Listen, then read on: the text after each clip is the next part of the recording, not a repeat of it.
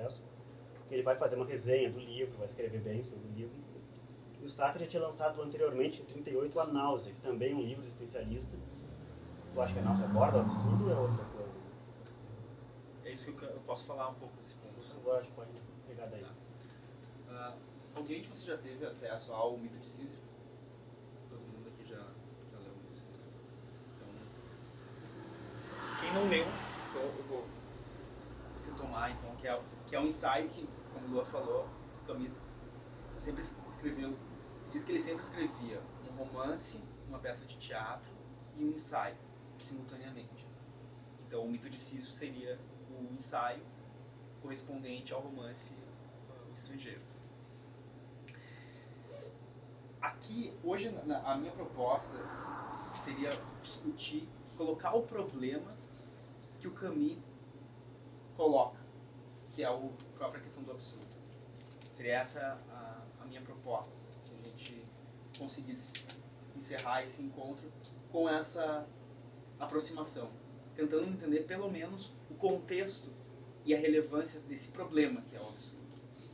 Para que a gente possa, a partir disso, já pensar quais as implicações futuramente em outros temas, que é a questão da racionalidade, como que o Camus lida com a ideia da razão, da racionalidade, como ele lida com a ideia, inclusive política, do engajamento, mas sobretudo como que o Camus perspectiva a ética, a relação, a tensão ética e moral a partir desse problema que é o problema abordado quando ele coloca o absurdo. O que é o absurdo? Isso.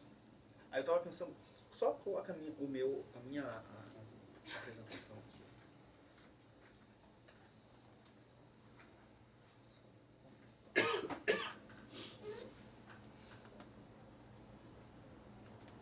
Qual o comando que fala? F12 ou F5? Tá.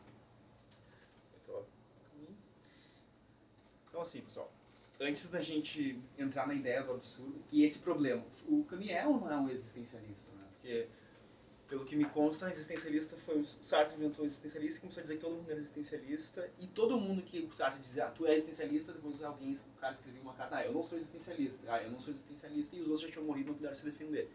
Mas em tese tem esse problema, mas quem é existencialista aqui não é? Então assim, tem uma tradição que se coloca, então Sartre, Heidegger, Camus, Kierkegaard, Nietzsche, etc., todo mundo como existencialista, mas ninguém quer ser existencialista.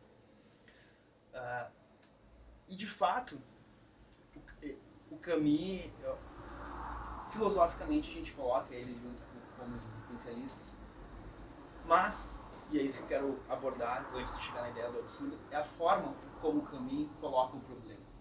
Como o Camus coloca o problema em relação aos outros existencialistas. Eu vou tomar só dois, que é o Sartre e o Heidegger. Né? O Sartre com o ser e o nada, e o Heidegger com o ser e tempo. Então, partindo do pressuposto que os três são existencialistas, quero só para a gente tomar uma diferença, tomar um pé de como que o Camus talvez conceba não só a vida, mas o próprio objetivo e função da filosofia.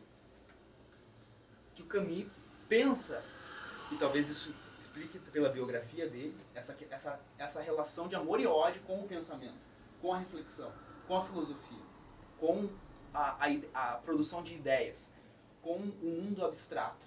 Como que ele se relaciona, talvez de uma forma tensa, de dentro da filosofia contra ela.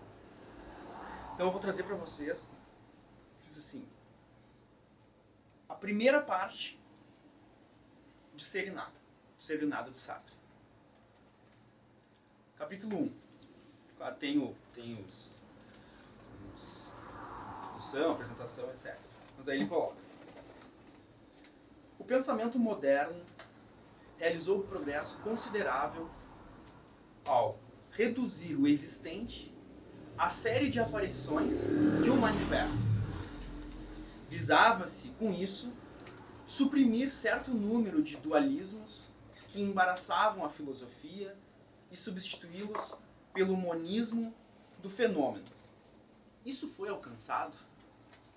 Só até aqui que eu quero chegar. Então, essa foi a questão que o Sartre colocou. Isso foi alcançado? Talvez não sei se as pessoas estão completamente por dentro do que é fenomenologia e qual que é pode ser um pouco complexo, mas o que acontece é que com a chegada do século XX, né, a metafísica, que é a ciência, vamos dizer assim, que estuda essências e tudo aquilo que estaria por detrás dos fenômenos físicos, do mundo físico, a começar por Platão, com o mundo das ideias, o mundo sombra, em que o mundo das ideias é a realidade real e o nosso mundo é só um reflexo disso, fala, né, mito da caverna.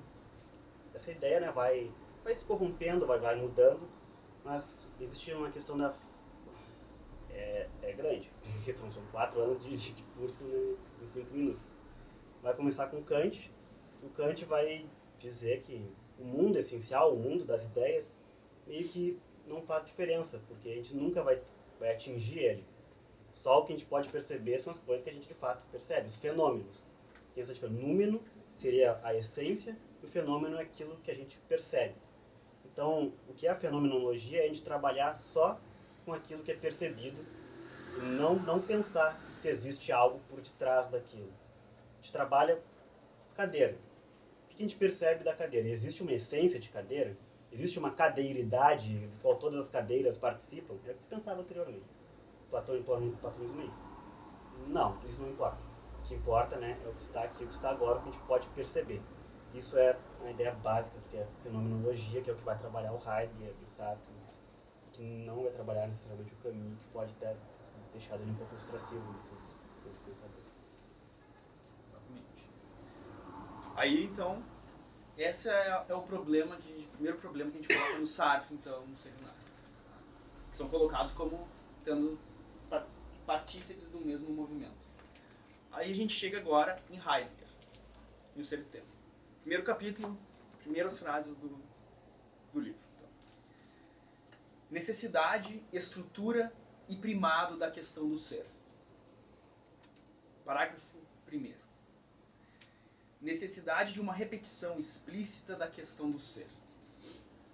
Embora nosso tempo se arrogue o processo de afirmar novamente a metafísica, a questão aqui evocada caiu no esquecimento.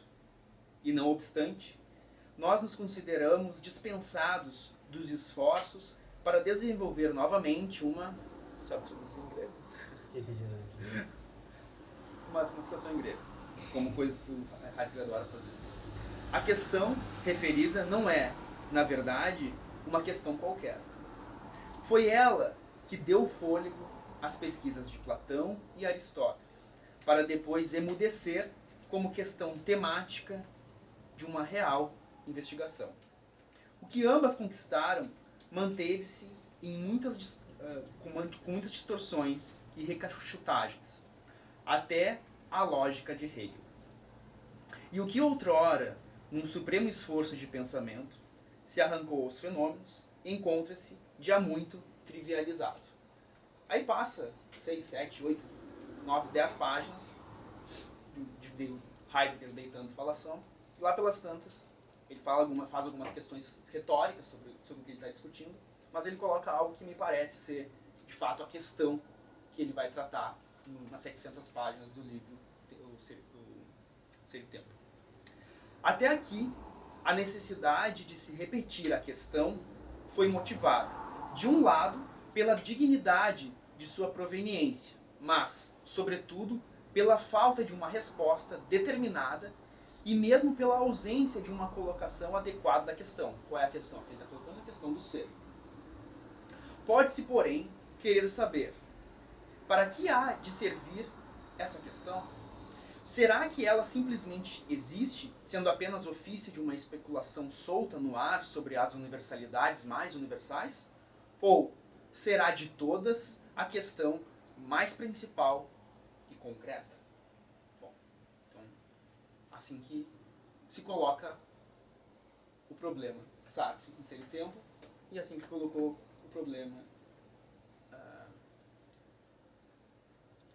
eu confundi. Heidegger em Ser e Tempo e Sartre em O Ser e o Nada. Deixa eu dar uma contextualizada, só para caso seja mais simples de entender. Eu falei da fenomenologia, né? Estudar só o que se percebe sobre as coisas. Anteriormente, esse pensamento, se podia pensar o ser humano através de um pensamento metafísico, né? Qual que é a essência do ser humano, ou o ser humano em Deus, qual o plano de Deus. a partir dessa virada para fenomenologia, a gente vai estudar só o que se percebe, não faz mais sentido a gente pensar o ser humano metafisicamente. Então, o que a fenomenologia do Heidegger e do Sartre vai tentar fazer é pensar o ser, é muito difícil de dizer o que é o ser, mas pensar a existência humana a partir do que a gente pode perceber dela, sem nunca incorrer numa pressuposição de algo além disso. Então seria mais material, tentando uma descrição mais exata do que é ser, basicamente. É complexo, difícil, e o Heidegger também não ajuda. Ele era um nazista. Mas vocês viram onde é que está chegando a nossa discussão, né? Agora, então, vocês já foram iniciados na questão do ser, todo mundo sabe o que os dois autores estão querendo tratar. Eu vou ler como que Camus coloca a questão dele no mito de Sísifo. Tem antes a apresentação, a introdução, que eu acho que o Camus, ele é um ensaísta. Né? Muitas pessoas dizem que ele não é nem filósofo, que ele é um literato, ele não tem capacidade ou competência filosófica. E de fato, o Camus ele não produz aqui um tratado como se ele tem. Ele produz um ensaio. Como é que começa esse ensaio, então, do Camus? Tudo que tem antes da introdução, prefácio que ele coloca, acho que ele colocou por obrigação. Porque eu tenho que escrever, tem que ter capa, então eu vou ter que escrever a capa. Normalmente tem prefácio, então ele foi colocado por obrigação. Mas eu imagino que pelo menos o meu Camus, depois eu quero falar sobre essa ideia do meu Camus, ele deve ter se incomodado com essa obrigação dele de ter que fazer isso. Porque o Camus, eu tenho certeza que para ele, o livro não começa... Tudo isso aqui não era inútil. Ele começa, de fato, o livro dele seria assim, seria a contracapa e essa parte. Absurdo e suicídio. Só existe um problema filosófico realmente sério. O suicídio. Ponto. Aqui a gente pode ficar já um tempo. Vocês vejam a diferença de como se coloca a questão Sartre e Heidegger e como se coloca a questão Camus. Vocês lembram todas as centenas de frases que Heidegger, centenas de frases que Sartre usaram para discutir. Óbvio, eles estão discutindo questões aparentemente razoavelmente diferentes. Sartre e Heidegger filosoficamente, discutindo a questão filosoficamente. E essa é a proposta deles, são filósofos. Então eles querem ter um discurso sistemático, coerente, que produza conhecimento. A proposta do Camus, a ideia do Camus, ela não está atrelada ao conteúdo do que ele está dizendo, mas está atrelada à forma como ele modula esse conteúdo. E não é por acaso que ele escolhe, então, o ensaio, ele escolhe, por exemplo, o romance, e ele escolhe, por exemplo, as peças, como forma de expressão do seu entendimento sobre a existência. E aí, voltando à ideia da náusea, que o Duan retomou, comparando com a ideia do estrangeiro, a grande diferença que eu vejo na obra do Sartre e na obra do Camus é que o Camus, quando ele escreve O Estrangeiro, quando ele escreve A Peste, ele não faz isso senão para poder dizer o que ele quer dizer. Porque eu tenho certeza que o ensaio, por mais que seja a forma de expressão mais libertária e livre que nós temos para produzir ideias e conceitos, ainda assim ele trabalha com ideias e conceitos. E a proposta do Camus, do meu ponto de vista, ela é radicalmente corpórea. Ela é radicalmente física. O objetivo do Camus não é enriquecer as ideias e os conteúdos. O objetivo do Camus, na ação dele, é afetar corpos. É produzir corpos. É modificar corpos. É impactar corpos. É produzir sensações. É produzir insights.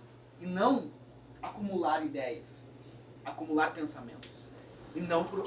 Então, aqui tem uma diferença entre, do meu ponto de vista, entre a obra romanceada do Sartre e do Camus. Por quê? A Peste, ou sobretudo O Estrangeiro, eles têm em si mesmos, eles são aquilo que o Camus está dizendo. Já a náusea, ela é uma ilustração do ser e o nada. é como se fosse uma forma simplificada do Sartre poder dizer ou poder desenhar aquilo que ele escreveu em Serenata. Um exemplo disso é que se diz que a Simone de Beauvoir leu, evidentemente, várias vezes A Náusea, que tinha outro nome, era a Melancolia inicialmente, e que várias vezes ela teria dito pro Sartre assim, cara, isso tá uma porcaria, isso aqui não é um romance, isso aqui tem páginas e páginas de uma tese, ninguém vai ler isso aqui. Daí ele modificava. E acho que ele dá até agora, tá bom? Não, ainda tá uma porcaria, cara, aqui tá um saco essa página, não dá pra ler. Muda, aí ele mudava. Ou seja, ele tinha uma tese de fundo que ele queria expressar através do romance, coisa que no Camus não há. Não há uma tese de fundo que ele quer sustentar. O que há no Camus é, o que eu estou escrevendo é produzir aquilo que eu quero apontar para vocês. Então, por exemplo, na ideia do estrangeiro, o Camus, do meu ponto de vista, ele consegue, de uma forma magnânime, se fazer presente para o leitor o absurdo, a noção de absurdo, a sensação de absurdo no momento que tu lê aquele sujeito vazio, aquele sujeito incoerente, aquele sujeito assistemático, aquele sujeito que não se concilia conosco. Porque a gente precisa ter coerência. Não, se tu mata, tu pode matar, mas tu tem que me dizer por que tu matou. Se tu faz algo, tu tem que me dizer por que tu fez. Se tu fez desse jeito e não de outro, tu vai ter que me explicar. Vai ter que fazer sentido, vai ter que ser coerente, vai ter que ser racional. E o Camus faz, a partir desse personagem vazio, desse personagem nulo, despertar no leitor aquela sensação de angústia. Que essa sensação de angústia, ela é de fato a presença do